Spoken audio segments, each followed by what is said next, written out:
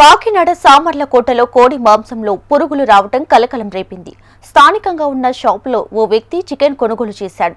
ఇంటికి వెళ్లి కూర తయారు చేసే సమయంలో చికెన్లో పురుగులను గుర్తించాడు. బర్డ్ ఫ్లూ విజృంభణతో చికెన్ కొనుగోలు తగ్గిపోయాయి.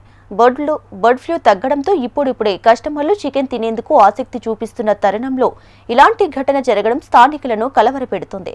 ప్రజా ఆరోగ్యంతో చెలగాటమాడుతున్న వ్యాపారులపై చర్యలు తీసుకోవాలని కస్టమర్లు డిమాండ్ చేస్తున్నారు.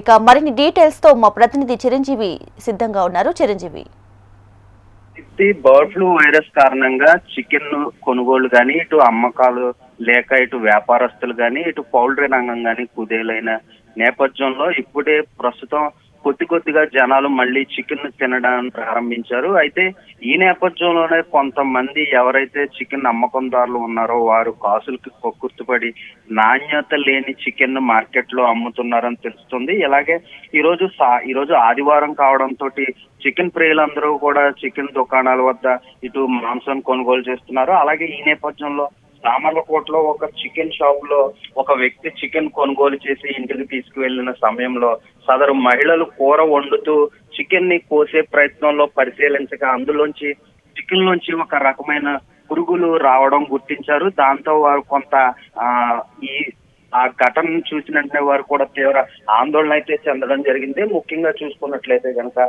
ప్రస్తుత బర్డ్ ఫ్లూ కారణంగా చాలా మంది చికెన్ దూరం అయ్యారు. అయితే ఇప్పుడు బర్డ్ ఫ్లూ తగ్గుముఖం పట్టడంతో ఇటు కొనుగోలుదారులు గాని, వ్యాపారస్తులు గాని కొంత ఊపిరి పీల్చుకుంటున్న సమయంలో ఇలాంటి ఘటనలు జరగడం చికెన్ కొనుగోలుపై గాని, అమ్మకాలపై గాని ప్రభావం పడే నేపథ్యం ఉంది. అయితే ఇలాంటి సంఘటనలు జరగడం వల్ల ఇటు కొనుగోలుదారులు అయితే కనుక తీవ్ర ఆవేదన వ్యక్తం చేస్తున్నారు. ఇలాంటి వారిపై కఠిన చర్యలు తీసుకోవాలని కూడా వారు డిమాండ్ చేస్తున్నారు.